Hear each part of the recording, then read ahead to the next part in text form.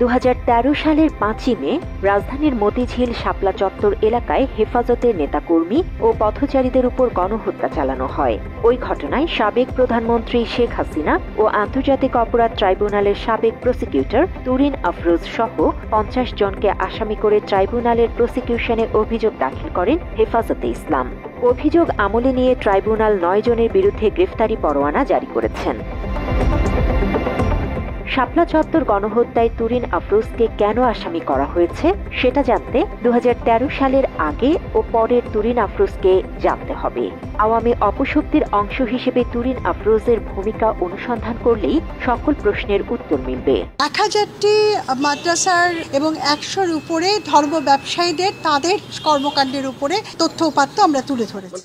1000 মাদ্রাসা ও 116 জন আলিমের বিরুদ্ধে ধর্ম ব্যবসায়ী ট্যাগ লাগিয়ে তালিকা করা তুরিন আফরোজ কট্টর ইসলাম বিদ্বেষী ও আওয়ামী দল ঘেঁষা আইনজীবী। 2013 সালের ফেব্রুয়ারিতে তুরিন আফরোজ আন্তর্জাতিক অপরাধ ট্রাইব্যুনালের প্রসিকিউটর হিসেবে নিয়োগ পান।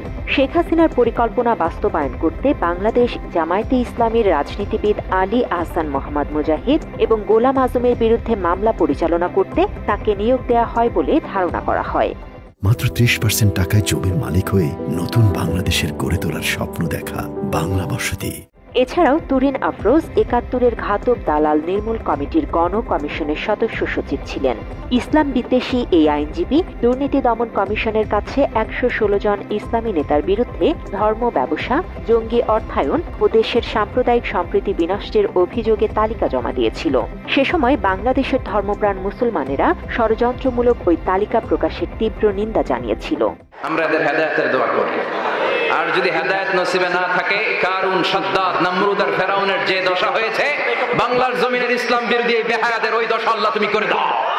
ব্যারিস্টার তুরিন আফরোজ নিজেই ইসলাম বিদ্বেষী ছিলেন এবং ইসলাম বিদ্বেষী সকল ষড়যন্ত্র চক্রের সাথে সক্রিয়ভাবে যুক্ত ছিলেন। 2013 সালে শাহবাগে গণজাগরণ মঞ্চ তৈরি করে জামায়াতে ইসলামীর নেতাদের ফাঁসির দাবিতে আন্দোলন করে একদল ইসলাম বিদ্বেষী ব্লগারেরা। গণজাগরণ মঞ্চের আহ্বায়ক হিসেবে দায়িত্ব পালন করেছিলেন ইমরান এইচ সরকার। গণজাগরণ মঞ্চ থেকে সে সময় যুদ্ধাপরাধীদের ফাঁসির দাবি তোলা হয়েছিল। যুদ্ধাপরাধীদের বিচার নয়, ফাঁসি চেয়েছিল শাহবাগীরা। সেই আন্দোলনের আহ্বায়ক ইমরান এইচ সরকারের সাথেও সখ্যতা ছিল তুরিন আফরোজের।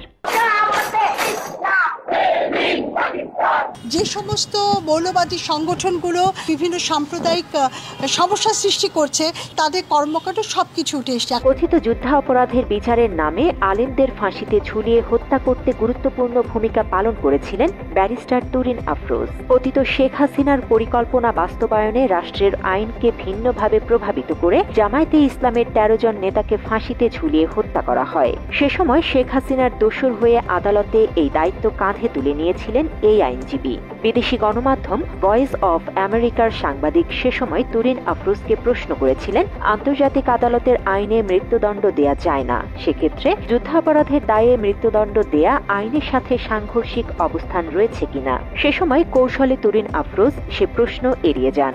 একটি হত্যা কেউ যদি করে, তার শাস্তি যদি মৃত্যুদণ্ড হয়ে থাকে, তাহলে একজন যদি 100টি খুন করে, তার শাস্তি কেন মৃত্যুদণ্ড হবে না? 2018 সালের মে মাসে শৃঙ্খলা ভঙ্গের কিছু অভিযোগ ওঠে এই আইনজীবীর বিরুদ্ধে। তবে সে সময় শাহরিয়ার কবির দাবি করেছিলেন তুরিন আফরোজ নির্দোষ।